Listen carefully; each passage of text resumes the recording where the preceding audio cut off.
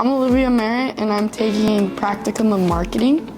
I'm Grayson Stanford. I'm taking practicum of business management, and we're helping out with the school store. The school store is going to be set up in the high school, and it's just going to be Melissa gear or any gear that has to do with any clubs or extracurricular activities. Our job is to make shirts or any other merchandise. I decided to help out with the school store in my future because I would like to go into marketing. I'm getting a lot of real-life experience by taking this class and learning how to actually manage a business and do all those hidden details that you don't typically see. The most important piece of our equipment, I'd say, is probably the Glowforge, a laser engraving machine.